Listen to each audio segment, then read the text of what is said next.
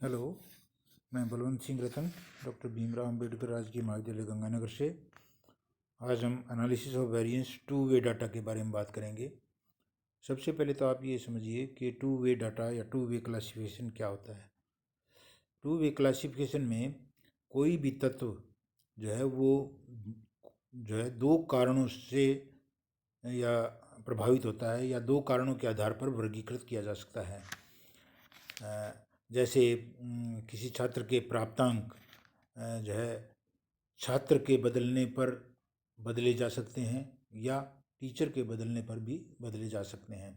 यानी हम एक साइड में छात्रों के नाम लिख सकते हैं, दूसरी साइड में हम टीचर के नाम लिख सकते हैं, और जो जो तत्व या चर है वो छात्र के प्राप्तांक हो सकते हैं। इसी प्रकार से हम अन्य बहुत सारे उदाहरण ले सकते हैं।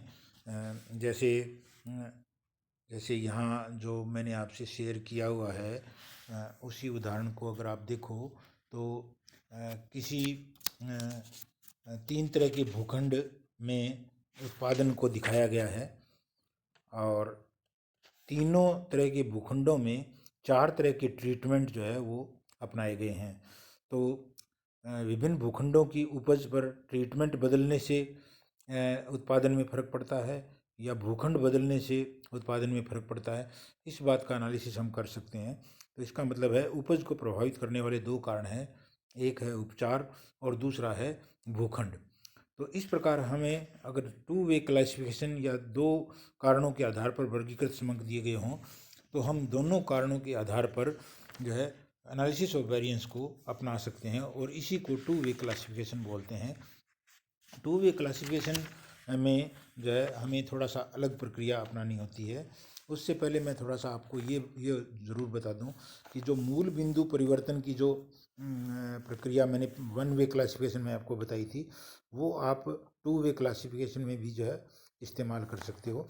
इसका मतलब है दिए गए समंकों को सरल और छोटा बनाने के लिए हम मूल समंकों को जो है वो बदल देते हैं और उनका मूल बिंदु 0 के बजाय किसी अन्य स्थान पर शिफ्ट करके आंकड़ों को छोटा हम कर सकते हैं। मूल बिंदु परिवर्तन के बाद में हमें जो प्रक्रिया अपनानी है, उस प्रक्रिया को जो है वो हम आज उसके बारे में बात करना चाहेंगे। जैसे मैंने पहले आपको वन वे क्लासिफिकेशन में बताया था, हमें सबसे पहले करेक्शन फैक्टर निकालना है। करेक्शन फैक्टर का फार्मूला भी वही है, कैपिटल टी स्क्वायर बटा कैपिटल एन। यहाँ कैपिटल टी का मतलब है कैपिटल टी का मतलब है सभी इकाइयों, जितने भी विभिन्न कारणों से जो इकाइयाँ दी हुई है, उन इकाइयों में जो भी इकाइयाँ जो भी जो है मूल्य दिए हुए हैं, उन सब मूल्यों का हम योग करेंगे और मूल्यों का योग करके उसका हम स्क्वायर करेंगे। तो मूल्यों के योग के वर्ग को कुल संख्या का मतलब है अलग अलग सैंपल्स में जो इकाइयाँ दी हुई है वो कुल इकाइयों की संख्या से भाग देकर हम करेक्शन फैक्टर निकालेंगे। करेक्शन फैक्टर निकालने के बाद में हमें एक और चीज़ निकालनी है जिसको हम SST या टोटल सम ऑफ स्क्वायर्स बोलते हैं। SST या TSS भी, कई किताबों में आपको TSS भी लिखा हुआ मिलेगा। तो SST हम निकालते हैं। SST का जो फार्मूला है वो बहुत आसान सा है, प्रत्येक सैंपल में दी हुई इकाइयों के स्क्वायर को हम जोड़ेंगे, यानी x1 square plus x2 square plus x3 square up to xn square. तो जितने भी सैंपल हमें दिए हुए हैं, हर एक सैंपल में इकाइयों का वर्ग करेंगे हम, और इकाइयों के वर्ग को हम जोड़ेंगे, और इकाइयों के वर्गों का जो जोड़ आएगा उसमें से करेक्शन फैक्टर घटा करके हम SST निकालेंगे। SST के बाद में हमें जो दूसरी चीज़ निकालनी है उसको सम ऑफ स्क्वायर बिटवीन कॉलम्स बोलते हैं, SSC बोलते हैं। यहाँ C का मतलब कॉलम है, तो अगर 1 कहें तो पहला कॉलम है, और दूसरा अगर 2 कहें तो दूसरा कॉलम है। तो SSC निकालने के लिए आपको प्रत्येक कॉलम में दी हुई जो है दिए हुए मूल्यों का योग करना है, और जो योग आए उस योग का होल स्क्वायर करना है, और बटा number of item in that particular column. ऐसा आपको प्रत्येक कॉलम के लिए करना है। जैसे अगर आपके पास 4 कॉलम में इकाइयाँ दी हुई है तो चारों कॉलम की इकाइयों का जोड़ करेंगे आप, और जोड़ करके उनका होल स्क्वायर करेंगे, होल स्क्वायर करके और उनका जोड़ करेंगे आपस में, यानी प्रथम कॉलम की इकाइयों का योग का होल स्क्वायर बटा प्रथम कॉलम में इकाइयों की संख्या प्लस द्वितीय कॉलम की इकाइयों के योग का होल स्क्वायर बटा द्वितीय कॉलम में इकाइयों की संख्या। ऐसा अपने को सभी कॉलम्स के लिए करना है, और जब ये आ जाए तो हमें उसमें से करेक्शन फैक्टर को घटाना है। इसी तरह से हमें एक और चीज़ निकालनी है जिसको हम SSR बोलते हैं। SSR का फार्मूला बिल्कुल वैसा ही है जैसा SSC का है। यहाँ R का मतलब रो है। यहाँ एक रो में जितनी भी इकाइयाँ हैं उनका हम योग करेंगे और योग करके उसका होल स्क्वायर करेंगे।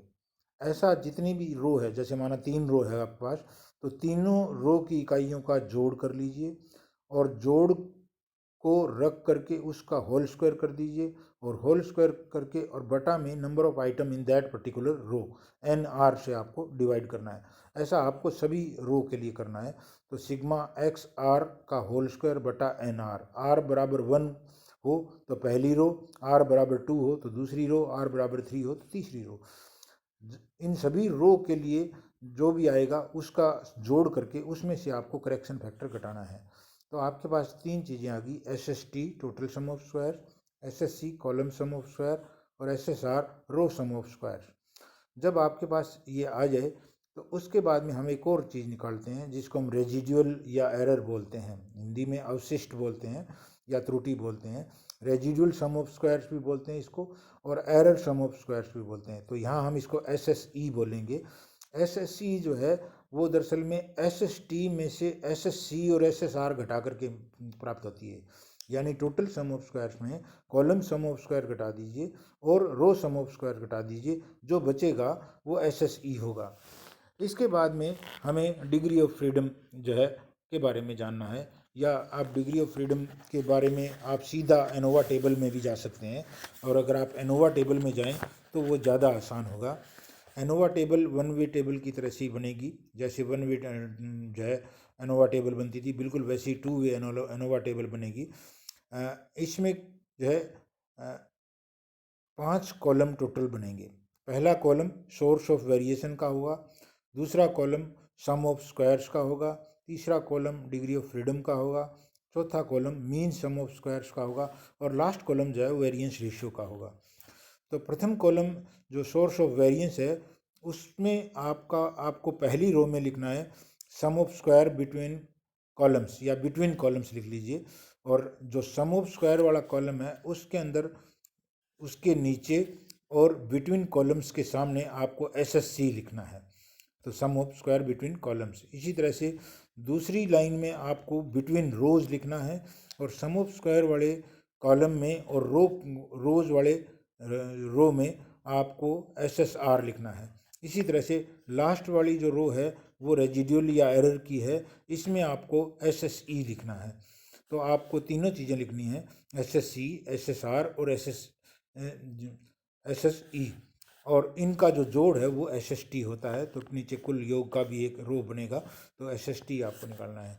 अब कॉलम्स की जो है डिग्री ऑफ फ्रीडम है वो C-1 है। C-1 का मतलब है नंबर ऑफ कॉलम्स -1, और रो की डिग्री ऑफ फ्रीडम है R-1 यानी नंबर ऑफ रो -1, और एरर की डिग्री ऑफ फ्रीडम जो है वो इन दोनों का मल्टीप्लिकेशन होता है, यानी C-1 मल्टीप्लाइड विद R-1। और टोटल डिग्री ऑफ फ्रीडम जो होती है वो होती है कैपिटल N-1। कैपिटल N का मतलब है number of items given to you in a particular example. तो टोटल इकाइयाँ आपको जो भी दी हुई है वो कैपिटल N होगा, तो कैपिटल N-1 ये बाकायदा इस कॉलम का जोड़ होता है, जो अब डिग्री ऑफ फ्रीडम का जो कॉलम हमने बनाया हुआ है। अगला जो कॉलम है वो मीन सम ऑफ स्क्वायर्स है। इसमें सबसे पहले आप mean sum of square between columns निकालेंगे। ये सम ऑफ स्क्वायर या total sum of square between columns में C-1 का भाग देने पर प्राप्त होगा। इसी तरह से अगले में आप MSR निकालेंगे, ये SSR बटा R-1 होगा, और लास्ट में आप MSE निकालेंगे, एरर या mean sum of square for error या residual mean sum of square, ये SSE बटा C-1 और R-1 का मल्टीप्लिकेशन। तो आपके पास 3 वेरिएंस के एस्टीमेट आ गए, एक कॉलम्स के लिए, एक रो के लिए और एक एरर के लिए। आपको एक वक्त में कॉलम को एरर से तुलना करनी है, दूसरे वक्त में रो की एरर से तुलना करनी है, और आपको वेरिएंस रेशियो निकालना है। तो पहला वेरिएंस रेशियो यहाँ जो टेबल है, इस टेबल में जो फार्मूला बताया हुआ है वो MSC बटा MSE, यानी कॉलम सम ऑफ स्क्वायर्स को एरर जो है से डिवाइड कर दीजिए। इसी तरह से रो के लिए जो वेरिएंस बताया गया है वो MSR बटा MSE है, यानी रो सम ऑफ स्क्वायर्स को एरर से डिवाइड कर दीजिए। लेकिन आपको एक बात याद रखनी है, ये फार्मूले ज़रूर यहाँ लिखे हुए हैं, लेकिन f can not be less than 1, it means f will always be greater variance बटा स्मॉलर वेरिएंस, ये आपको ध्यान रखना है। तो जो है two way analysis of table में आपको ये सब चीज़ें बनानी है और उसके बाद में आपको जो है वो टेबल वैल्यू निकालनी है। जो कैलकुलेटेड वेरिएंस आ गया, उस कैलकुलेटेड वेरिएंस की तुलना टेबल वैल्यू ऑफ वेरिएंस से करेंगे। टेबल वैल्यू में जिस चीज़ को आपने न्यूमरेटर में रखा है यानी ऊपर रखा है, उसकी डिग्री ऑफ फ्रीडम ईटा 1 होगी, और जिसको आपने नीचे रखा है यानी डिनोमिनेटर में रखा है, उसकी डिग्री ऑफ फ्रीडम ईटा 2 होगी। तो ईटा 1 और ईटा 2 की सहायता से जो है बताए गए सार्थकता स्तर पर आपको एफ़ की टेबल वैल्यू जो है वो देखनी होगी और कैलकुलेटेड एफ़ और टेबल वैल्यू ऑफ एफ़ की तुलना करनी होगी। और कंक्लूजन के रूप में वही है कि यदि आपका कैलकुलेटेड एफ़ टेबल वैल्यू से कम या बराबर है तो H0 स्वीकृत होगी, और यदि आपका एफ़ कैलकुलेटेड जो है कैलकुलेटेड एफ़ जो है वो टेबल वैल्यू से ज़्यादा है तो H0 रिजेक्टेड होगी। उसके अनुरूप आपको जो है वो अपने सवाल में अपने निष्कर्षों का निर्धारण करना है। आज इतना ही, थैंक यू।